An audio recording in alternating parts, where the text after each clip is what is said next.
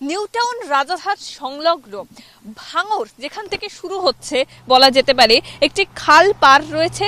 ঠিক খাল পারের একেবারে অপোজিট সাইডেই আমরা এই মুহূর্তে সেই ছবি দেখতে পাচ্ছি। একাধিক বস্তি রয়েছে যেখানে বাংলাদেশিরা তারা বাইরে থেকে এসে বসবাস করছে, এমন একাধিক অভিযোগ এই মুহূর্তে উঠে আসছে। আমার সঙ্গে এখানকার স্থানীয় বাসিন্দা রয়েছেন, আমি তার সঙ্গে একটু কথা বলার চেষ্টা করব। এই যে খাল পার রয়েছে আমরা দেখতে পাচ্ছি, তার অপোজিটে বিপরীতে একাধিক আমরা দেখছি বস্তি। কোথা থেকে এসেছে, কতদিন ধরে রয়েছে? এরা রয়েছে প্রায় 3 থেকে 4 বছর হবে। এনারা এসে বসবাস করছে। বসবাস করতে করতে মানে একটা বাঁধ ছিল, ওখানে বাঁধ ছিল। সেই বাঁধটা কি বাইরে বাংলাদেশ, বেশিরভাগই লোক বাংলাদেশি বাইরে থেকে এসছে।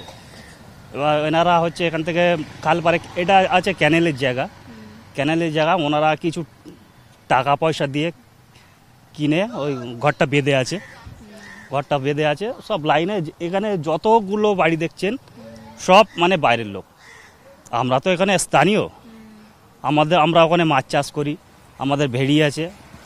আমরা ওখানে প্রত্যেক মানে সপ্তাহতেই যাই, গিয়ে আমরা হচ্ছে ভেড়ি টাড়ি দেখি। দাদা, আপনারা তো ব্যবসা করেন, স্থানীয় বাসিন্দা, খেটে খান, আপনাদের কোথাও মনে হয় না যে আপনাদের ব্যবসা বা আপনাদের কাজে অসুবিধা হচ্ছে? অবশ্যই আমাদের ক্ষতি হচ্ছে। কি বলবো, যেটা আমরা 500 টাকায় কাজ করি সেইটা ওরা 200 টাকা 300 টাকায় কাজ করে চলে যাচ্ছে। সেখানে তো আমাদের পেটের ভাত মরে যাচ্ছে না।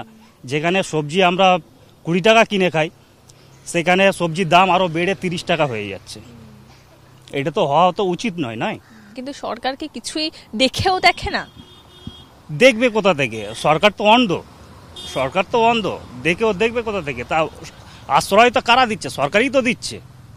জায়গা সরকারের। হ্যাঁ, জায়গা সরকারের, ওনারাই বসাচ্ছে। আমরা কি বসাচ্ছি? আমরা তো বসাচ্ছি না। ওনারাও বাইরে থেকে আসছে, ওনারা দিচ্ছে তাদের voter card, Aadhaar card, I card, pan card সবকিছুই করে দিচ্ছে। মানে ওরাই অবৈধভাবে করে দিচ্ছে। অবশ্যই লাথি পড়ছে। কেননা দেখুন না, আমরা স্থানীয় হয়ে আমাদের কোনো আমাদের আবাস জন্য কোনো ঘর বাড়ি কিছু পাচ্ছি না। আর তারা 4 দিন না আস্তে আস্তে তাদের পাকা রাস্তা হয়ে যাচ্ছে।